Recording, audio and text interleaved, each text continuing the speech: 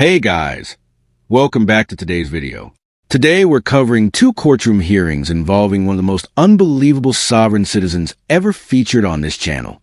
The intro is short today because the courtroom chaos speaks for itself. So let's jump right into it. Others, you can come on up to the table up here. We are on the record in this case. I, Tom Mathers, here, special appearance, reserve all rights, and without prejudice. Thank you, Mr. Mathers. And for the record, this is case number 26T16, People of the State of Colorado versus Thomas Mathers. Mr. Mathers is here in person. Ms. Marsh is here in person on behalf of the people. We are scheduled for a plea hearing today. I know that you had spoken with the district attorney previously and were thinking about getting an attorney. Could you give me an update on that? I was actually asked some questions. Sure. For the court. The way I understand it is the Constitution grants two criminal jurisdictions for us to proceed with, and one being a criminal jurisdiction in common law, and the other one being a term of contracts in admiralty jurisdiction. And I was just wondering which one we are going forth with, or what are the rules of this court is what I'm looking for. So the jurisdiction of this court is established by the Constitution, as you mentioned, but also by statute, which is a little bit different from the common law, and it's also not a contract. It is pursuant to the statutes of the state of Colorado, which give this court jurisdiction. So it's statutes. Correct. Jurisdiction? Yeah, statutory. Yep. Statutory jurisdiction. Where could I find that? Where's the rules and regulations to this? So they're not rules or regulations, they're statutes, but you can find them in the Colorado Revised Statutes. If you search in those statutes essentially for jurisdiction, you should be able to find them.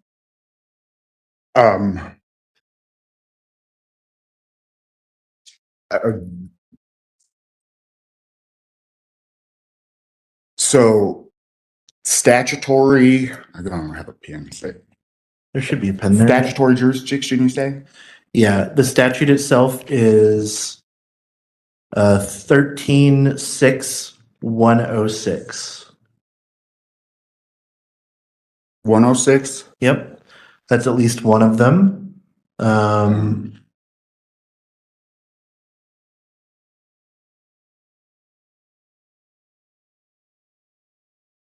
The 136106 would be one of those.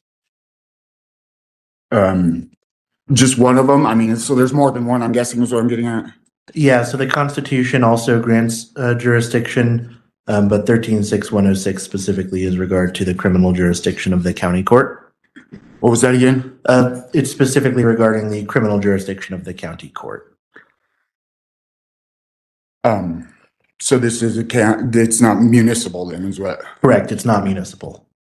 Well,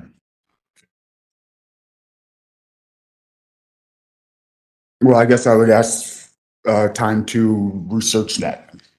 So you want another court date? Yes, if. Any objection, Ms. Marsh? None, Judge. All right, I'll give you another court date here. And before I give you a new court date, this is just for scheduling purposes, this question. Do you still intend to get an attorney on board in your case, or you don't think? I'm looking for one, yes. I'm not certain. Okay, do you think it's going to be a private attorney or the public defender? I was thinking private. Okay. Right. Thank you for that clarification. I'm not going to hold you to that. I'm only asking that for scheduling purposes. Can you come back on Friday, May 29th at 9:30 a.m.?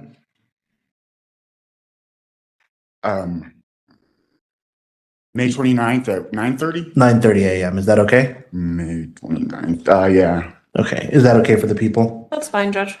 All right. May 29th at 9:30 a.m. Then is your next court date, Mr. Mathers. And again, I'll ask you for an update about if you're going to get an attorney, but you can just give me an update on that day. If you decide something different, I'm not going to hold you. Or we'll do. All right. That'll conclude your case then, Mr. Mathers. Have a great rest of your day. All right, that wraps up his first hearing. It was a usual sovereign citizen routine, claiming he's appearing specially, insisting he's a living person, and questioning whether the court is operating under admiralty or common law. What he fails to understand is that it's neither. This is a statutory criminal court, and the laws here are very real. Now we move on to his next appearance, where he repeatedly demands that his case be dismissed, even after the judge clearly explains that dismissal isn't an option no matter how many times he asks. And Mr. Mathers, if you'd come on up. Hi, Tom Fowler Mathers, living man and beneficiary, here by special appearance, here to resolve this matter. I reserve all rights and waive none. Thank you. The court calls case number 26T16, People of the State of Colorado versus Thomas Mathers. Mr. Mathers is here in person. We are on the record. Ms. Marsh is here in person on behalf of the people. We are scheduled for a plea hearing today. Last Friday, when Mr. Mathers was here last, the power went out, so we had to reschedule the case to today so that we could actually make sure we were having a recording. I think before then, Mr. Mathers, you had told me that you were possibly working on retaining private counsel as well as doing some additional research. Could you give me an update on that? I have questions some questions I'd like answered before, I guess. Sure. You can ask them, and I may or may not be able to answer them, but I will do my best. So if we go further, we go a bench trial, or I got two options, right? A bench trial or a trial by jury of my peers. Correct. Yep. And that's how many peers? How many? 6. 6. And that's peers that I pick, or I guess. So I'm going to sort of generally describe it. Basically, what happens is we have a pool of jurors who are available in the county. Those jurors are picked randomly from that pool. A letter basically is sent out to them that says you have to appear for jury duty. I'm not sure how many we usually summon on misdemeanors. Do you remember off the top of your head? It's somewhere around 80, right? It's so 80 people. They come in to the courtroom, so it's not specifically picked that initial pool by anybody in particular. It's just randomized. Then on the day of the jury trial, we put 12 folks into the jury box. Sort of initially, you and Ms. Marsh would both have an opportunity to ask them questions. At the end of that period, let's say, just assuming it's the same 12 people, you'll have an opportunity to strike 3 of them for any reason. Ms. Marsh will have an opportunity to strike 3 of them for any reason. And then whichever ones the 2 of you didn't get rid of, those 6 would be the remaining jurors. All right.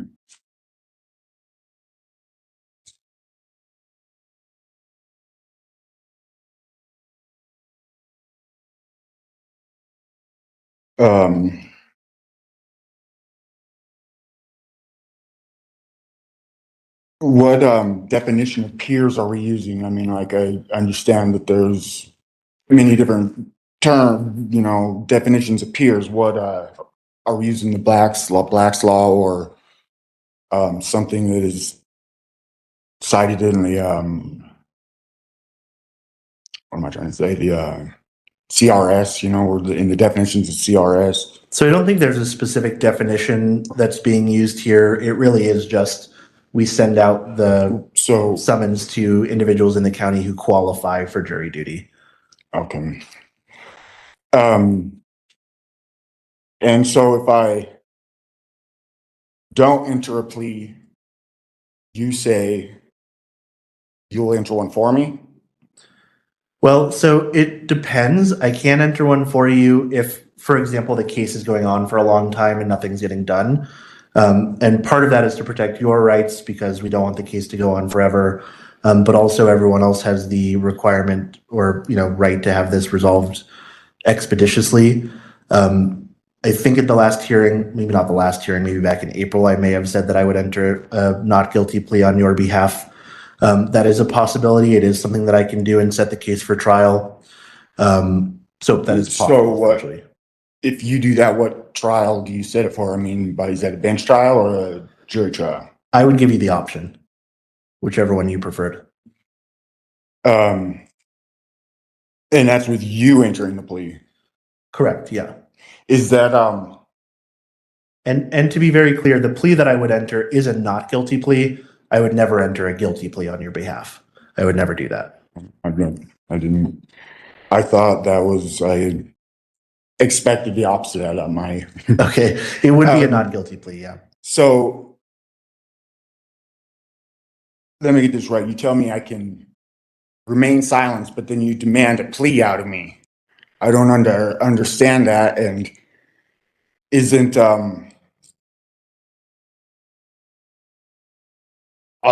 entering a plea from the bench, isn't that illegal? And I mean, I moved to dismiss this on jurisdictional, personal jurisdiction, because that's personal jurisdiction. I moved to dismiss this on personal jurisdiction. That would be a definite no. First of all, the court absolutely has personal jurisdiction over you because you're physically standing in the courtroom. On top of that, the alleged offense happened within the district this court governs. The judge didn't force you to enter a plea. He gave you the option. And if you refuse, the court simply enters a not guilty plea for you, which is actually in your best interest. Because trust me, that's much better than the court entering a guilty plea on your behalf. Give me 1 second. I'll answer part of that just to begin with, and then I'll take 1 second here to answer the personal jurisdiction question. You do have the right to remain silent. That right to remain silent is primarily to protect you from making any statements that are incriminating. When I ask you if you're going to enter a plea or I enter a plea on your behalf, particularly if the answer is not guilty, you're not admitting any fault. So it's not incriminating for you to say I'm not guilty and then set your case for a trial. So some questions I have to ask you, for example, to make sure you understand certain things, but I'm never going to ask you to talk about the facts of your case specifically. Unless you want to do that, I'm not going to force you to enter a guilty plea. The only thing that I would do is enter a not guilty plea on your behalf, which is you still saying that you're not guilty, that you didn't commit the crime or whatever the case may be. So that's not specifically incriminating. Give me 1 second on the jurisdictional issue. Right. As for the jurisdictional issue, which I think you said personal jurisdiction, is that correct?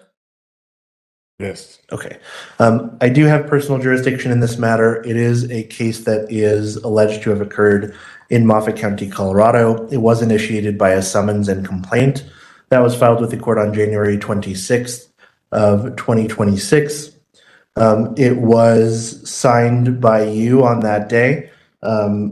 The Deputy Pogline did issue that. Looks like may have signed it on the 20. It's illegible. The date is a little bit difficult. It's all. I mean, even the what am I trying to say? The charges. The charges. None of them are. I mean, it's 137. Or it looks like instead of 132. I don't know. I'm not here to argue that. Sure. I'm here to. So I can read the charges on it. One is speeding 10 to 19 miles per hour over the limit. The other is drove a vehicle other than one equipped with an approved interlock device. And the numbers, they're not even correct. 42-4-1101 is correct for speeding. Yeah, okay, that one. 42-132.5. Let me look at that one. And that one also is correct if it's 42-132.5, which I think that it is. Read you that one. I mean, if you. So I think that. I still sure. Ask you to dismiss this on personal jurisdiction. This is I don't understand how you can take a victimless crime. Pardon me. That's fine. And turn it into a crime by entering a plea for me and making me the victim of the crime. I do not understand that. Sure. I mean, so this I haven't is a victimless crime. I haven't hurt nobody, damaged no property. And you want to turn me into the victim of, I don't understand how you can do that when you ask me you read me my rights, offer me the right, and then tell me that I can't, that it's not legal option for me to take pretty much, that you're going to enter a plea and from the bench illegally, I guess, is the way I read it. And I asked for this to be dismissed. Right. I'm going to deny your motion to dismiss based on personal jurisdiction, as I mentioned about the summons, which was served on you. You did sign that summons as well. Your Honor, did I'm you not- see how I signed it? Under duress? I don't see anything indicating that it was signed under duress, but also What UD mean? And UD. He keeps speaking with confidence, but confidence means nothing when it's built on complete misunderstanding. At this point, every word coming out only makes the situation worse. The court isn't confused. The only confusion here is coming from Still, you did receive it. The issue under that duress, it was that or go to jail. I understand that you may not agree with the summons, but you did receive a copy of it. I do have personal jurisdiction in this case based on that. Ms. Marsh, and I'm going to come back to this in just a second. Ms. Marsh, are you objecting to another continuance in this case? I am. Judge, at this point, I would be. We're almost 3-4 months in on something that is fairly standard and could have been resolved months ago. So you have some options today, Mr. Mathers. I'm going to give you the options and you can decide what you want to do. Well, I should ask you this instead. So you do have some options. Those options include that you can plead guilty. I don't know if there's an offer in this case. You could potentially accept that offer if there was an offer. You could plead not guilty and set your case for trial. Or you can ask to do something else, and I would consider that. I'm not going to say I'm going to grant it one way or the other because I don't know what your request is. What are you requesting to do today? I request this be dismissed on personal jurisdiction because of the fact that if I don't enter a plea, you're going to enter a plea for me, and it's against the law, I believe, for you to enter a plea from the bench. I mean, the way I read it, it's only supposed to be a lawyer or me that enters my plea. And if I'm wrong there, please correct me. All right. Well, I'm going to deny your motion to dismiss, and I haven't entered a plea for you one way or the other. But you plan to. I mean, I might. That's true. Are you not wanting to enter a plea today, either guilty or not guilty? I asked for this to be dismissed. That's where I stand. Okay. And I'm not going to dismiss the case based on that. So given that the case is not being dismissed, what do you want to do with it? I guess I plead the fifth then. Okay.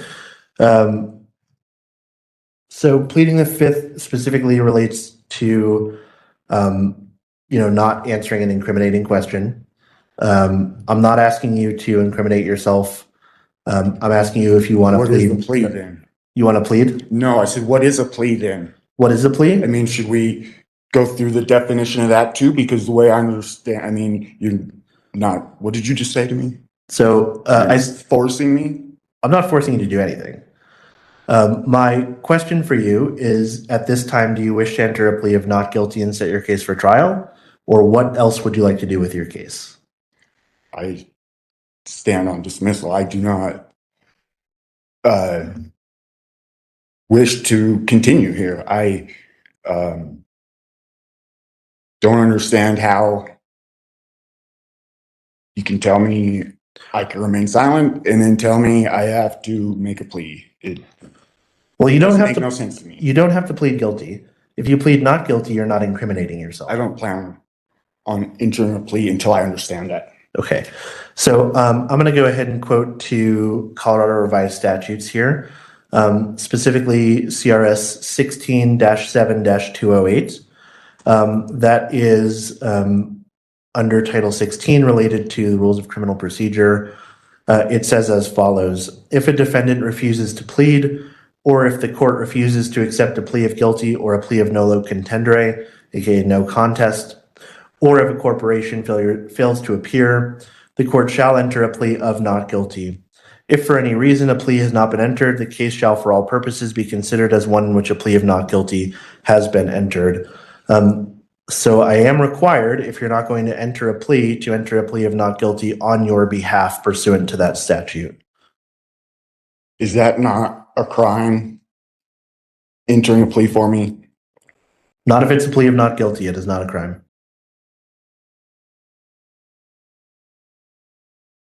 That is, I mean, the only people who are supposed to enter pleas are lawyers. I've heard, or is what I read. Are you a lawyer? Are you? I am a lawyer, yes. So I'm not but your You're lawyer. not supposed to be practicing right now, right? Is that the way I understand it? So I'm not your attorney and I don't represent anyone at this time, but I am still an attorney licensed in the state of Colorado. Pardon me, this is a question I should ask earlier. That's okay. Are you not defending me in a sense too? I mean, you do want justice, right? I mean, you do not, I mean, you're guardian over this court to produce justice, not injustice or, right? Sure. So you're, in a think you sense, could you're watching potentially- over me too, right? That I don't get taken advantage of. Right, but I'm not a defense attorney and I'm not your attorney and I don't represent you. You manage justice in this court. Sure, and it's my role to protect the rights of both sides in a case. Yeah, so that's what I'm saying. Yeah, so you're kind of defending both of us, right? I mean, you're neutral, I guess. I would say you're the neutral. arguing. I wouldn't say that I'm defending either side. I would say neutral. Yeah. I still stand where I stand. I move to dismiss this on personal jurisdiction on the facts that if this victimless crime, if I don't enter a plea, you take it and make me a victim of. I'm not making you a victim of any crime. There is no crime, and in fact, I am required if you don't enter a plea Is this a to criminal enter a court? plea on your Is behalf. this a criminal court? Yes. There's no crime, you said? I'm not committing a crime against you or making you a victim of a crime. You're alleged to have committed So the two you're not, crimes. You're alleged to have committed the two crimes that we went over earlier pursuant to that summons and complaint. And those are allegations at this point. You haven't been found guilty or not guilty, but that's what you're alleged to have done. Judge, if I could just hop in here real quick, I think at this point it'd be prudent for me to make a fry record for the offer. Sure, go ahead. And this offer was extended to Mr. Mathers back on March 25th. It was to have him plead guilty to count 1, evading interlock, with dismissal of count 2, the speeding, and the only sanction would be the minimum fines. Do you know what the minimum fine is? Let me pull up my sheet and then I can tell you.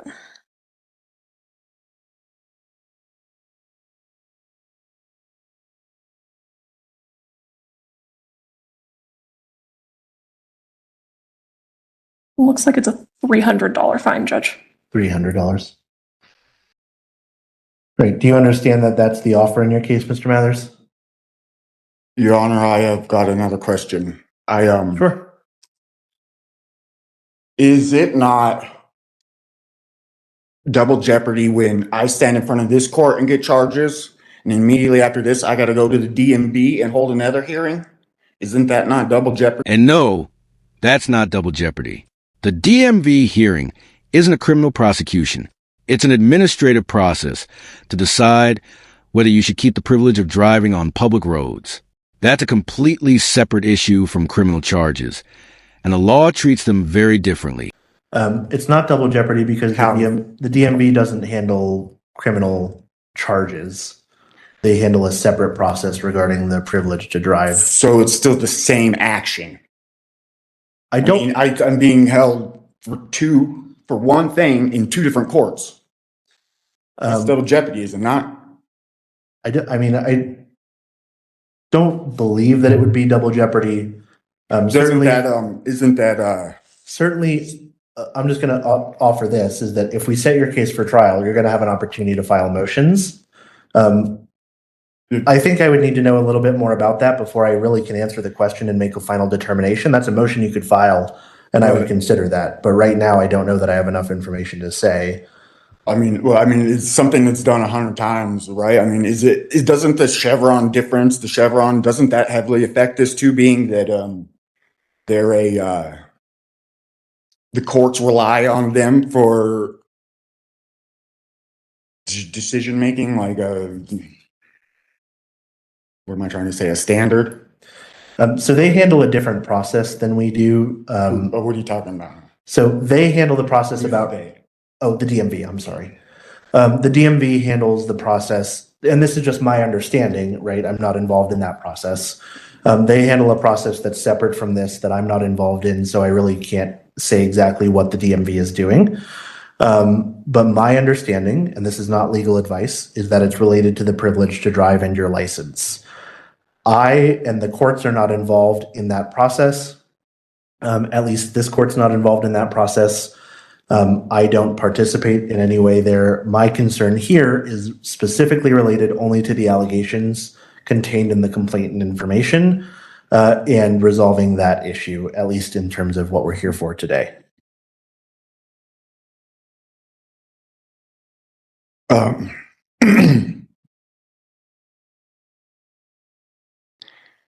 May I offer the courts a plea bargain? Is that one?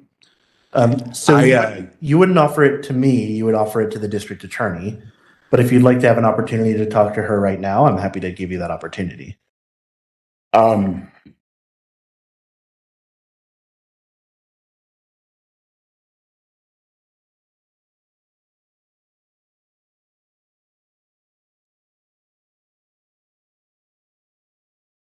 Your Honor, I still don't really understand how you can offer me my rights to remain silent and then in the next sentence order me to make a plea. That does not make sense to me. It's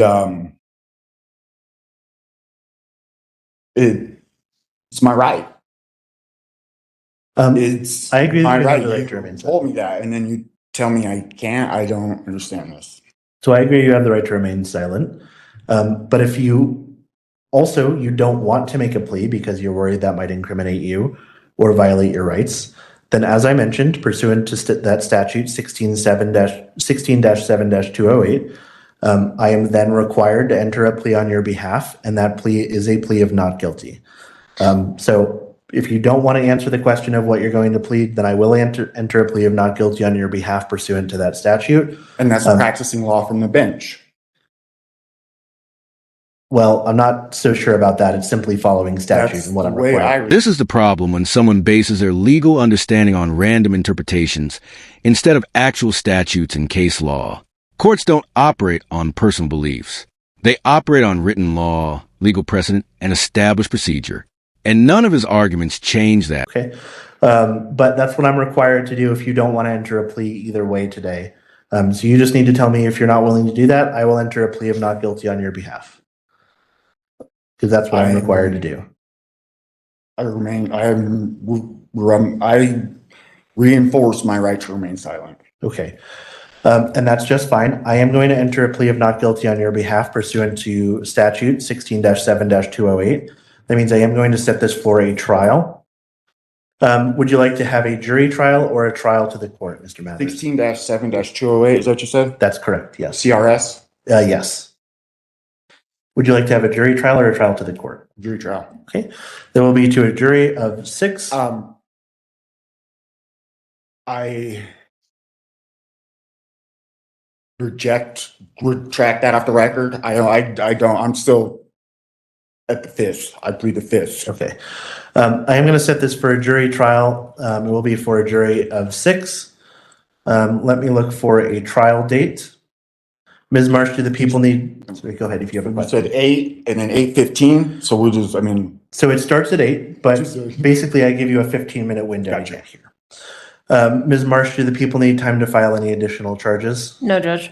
Okay, the people will not file any additional charges in this case.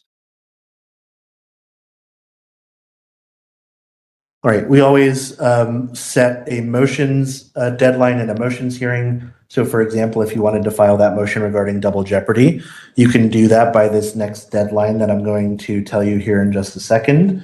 If either party could have any substantive motions or pretrial notices filed by Friday, June 26th, that will be the deadline. that's for all evidence. So that's specifically for any pretrial motions or notices. So, for example, anything related to Miranda. So yeah, pre-trial will be before the trial, right? Yeah, So exactly. we don't have one of them arranged yet. If I get some paperwork in by then we will have one of those. Yeah, so I'm actually going to set another hearing besides the trial right now. I'm actually going to set two more. One of them is going to be a motions hearing to address any motions that you file. One of them will So be the 8th is trial. I will also ask that the people file any stipulated or proposed jury instructions no later than 7 calendar days before the trial. Mr. Mathers, if you wish to file any opposition to those or your own jury instructions that you'd like me to consider, I'd ask that you file those 3 days before the trial. I'll order all parties to comply with their disclosure obligations under the Criminal Rules of Procedure Rule 16. Including any expert witnesses which shall be disclosed no later than 35 days before trial. Mr. Mathers, do you have any questions about any of that? No questions. All right. Then that will otherwise conclude your case today. All right. Right. That will conclude your case today, Mr. Mathers. Have a good rest of your day. Today's video ends. It looks like this won't be the last time we see him, because several more court dates are already coming up. If these hearings are anything like today's, there's going to be plenty more courtroom chaos ahead. So stay tuned for the updates. If you enjoyed the video, hit the like button. If not, hit dislike.